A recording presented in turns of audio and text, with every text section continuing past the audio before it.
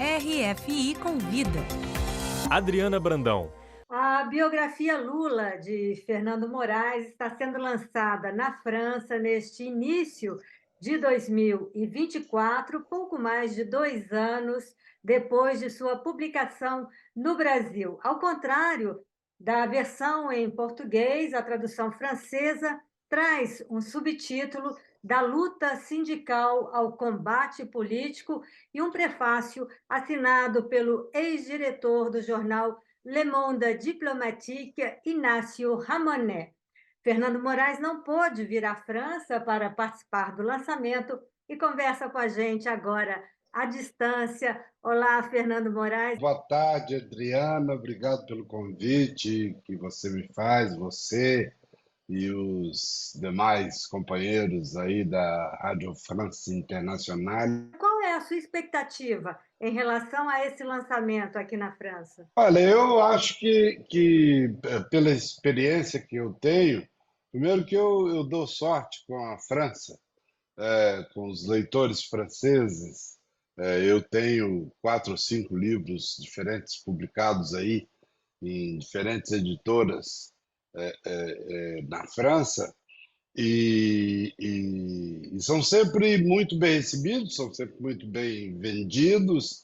É, sou, tenho a sorte de ser bem tratado pela crítica francesa, então a minha expectativa é grande, não só por causa disso, mas também pelo fato de que o livro está saindo num momento em que o presidente Lula readquire um papel, sobretudo no panorama internacional, um papel que o Brasil tinha perdido nos últimos 6 anos, no período da deposição da Dilma, que veio logo depois, o período do Michel Temer e depois do Bolsonaro. O Brasil praticamente desapareceu do panorama internacional. Infelizmente, volta agora com muita força e com uma coisa boa, sobretudo para nós jornalistas, com posições polêmicas. Tem uma série de atividades que envolvem o Brasil aí que dão de novo ao Lula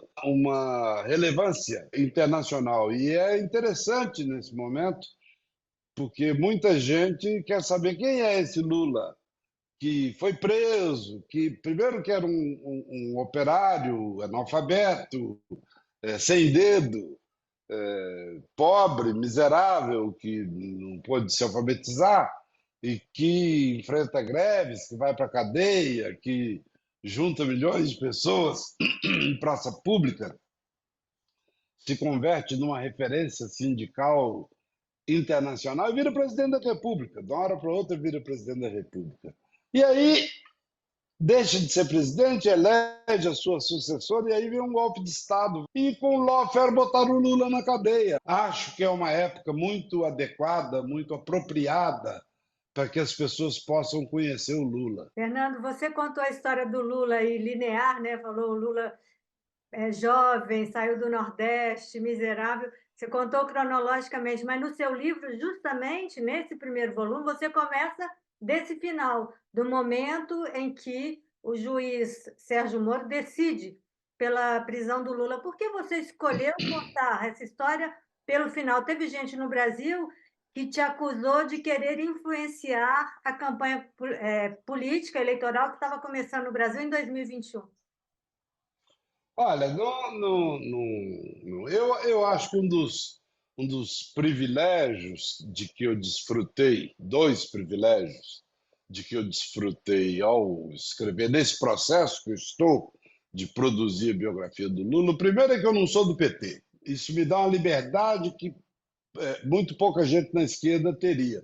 Segundo lugar, que eu acho que é o fato de eu conhecer o Lula há quase 50 anos, sabe?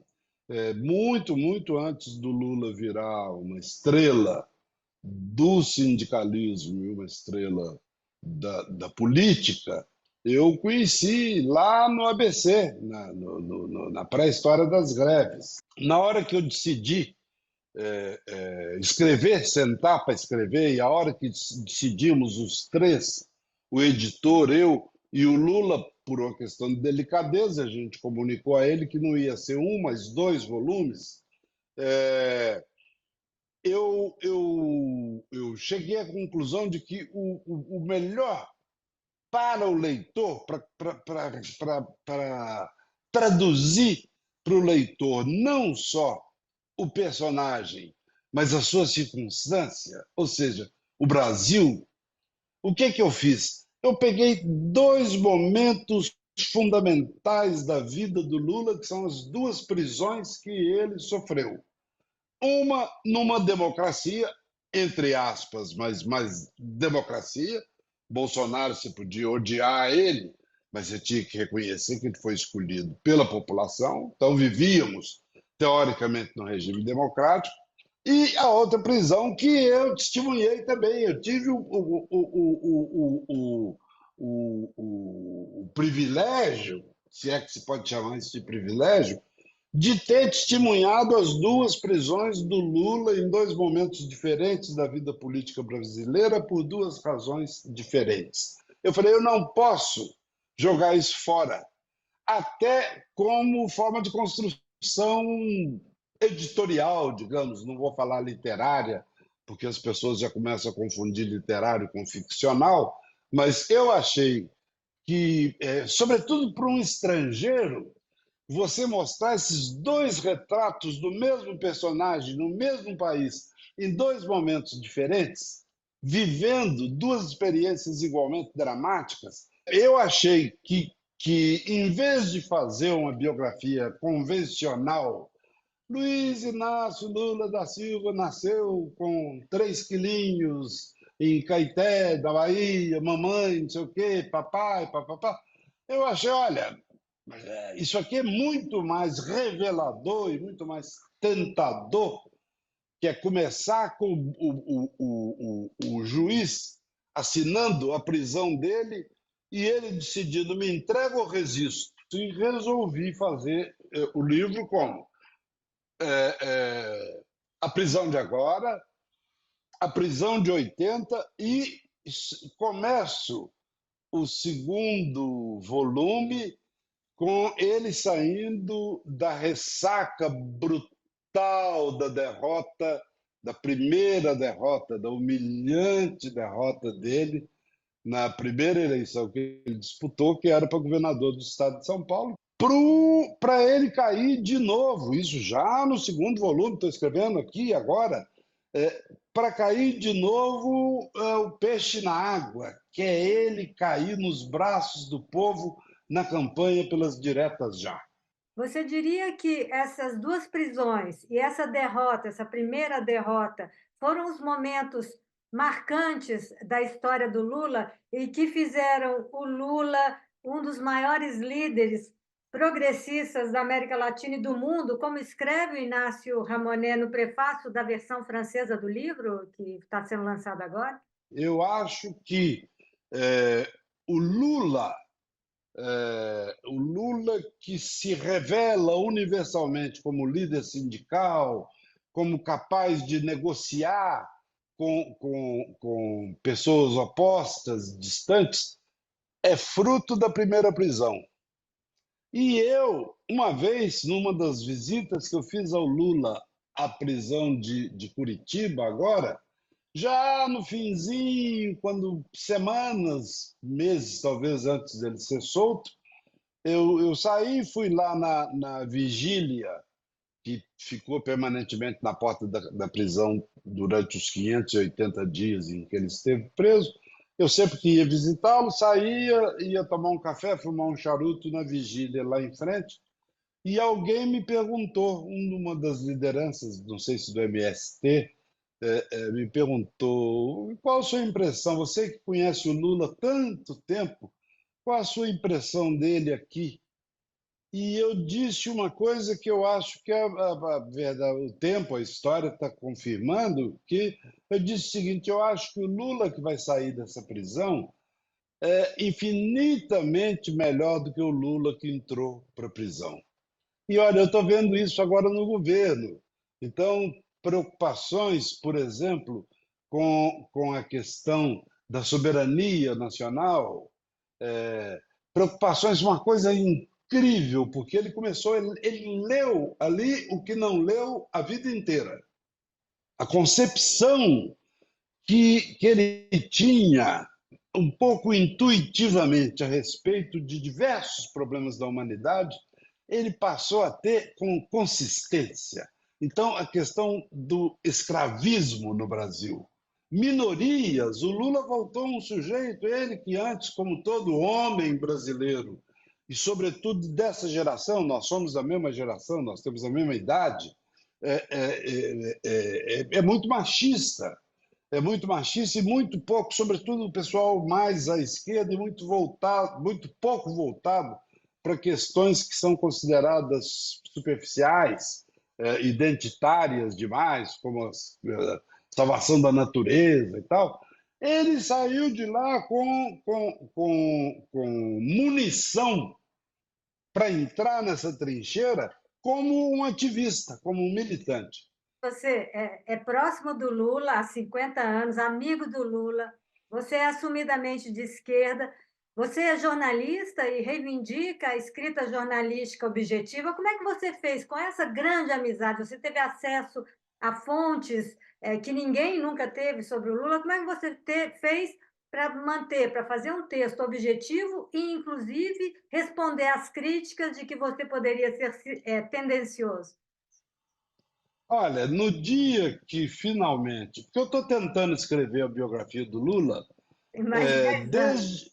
desde, desde que ele se elegeu, desde 2002, desde que ele se elegeu pela primeira vez. E ele pulou fora, todas as vezes pulou fora, pulou fora.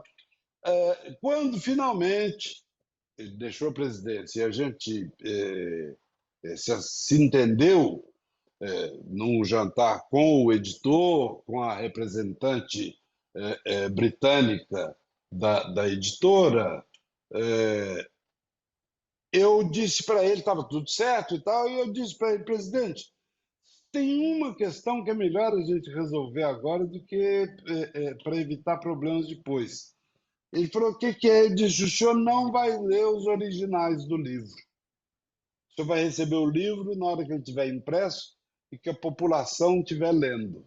Ele disse, da minha parte, pouco importa. E é verdade. Até hoje ele não me disse se gostou, se não gostou.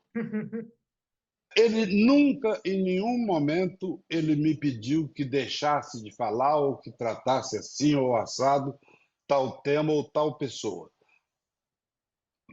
Mais do que isso, algumas vezes, dentro de avião, viagens de 23 horas de duração, e a gente está ali, bebe, toma um uísque e tal, fica mais à vontade. E algumas vezes eu disse para ele, presidente, o senhor não se esqueça de que quem está aqui do seu lado não é o companheiro Fernando Moraes, não, é o jornalista. E o senhor está falando coisas aí e o senhor vai me deixar com um problema, um conflito ético, que eu vou ter que decidir o que eu publico e o que eu não publico. E como é que eu lido com isso, na opinião do senhor? Ele falou, cuida do seu livro que eu cuido da minha vida. Ele nunca teve nenhum tipo de censura comigo. Então, eu sei que tem gente que torceu o nariz para o livro. Sabe? Eu sei que tem gente próxima a ele. A propósito do que você foi falar disso, falar daquilo? Porque o livro é meu. O livro é meu. E foi assim no primeiro, vai ser assim no segundo. O segundo talvez até desperte mais polêmica, porque eu vou estar acompanhando pelos olhos do leitor toda a crise do golpe contra Dilma militar do ponto de vista do Lula, porque eu estava grudadinho com ele. Olha, é um livro tão honesto quanto os meus 9 livros anteriores, sabe? Fernando, nesse livro, no final, você, inclusive, mostrando, né, a sua objetividade, tem um adendo com todas as manchetes no final desse livro, das manchetes da época da prisão do Lula.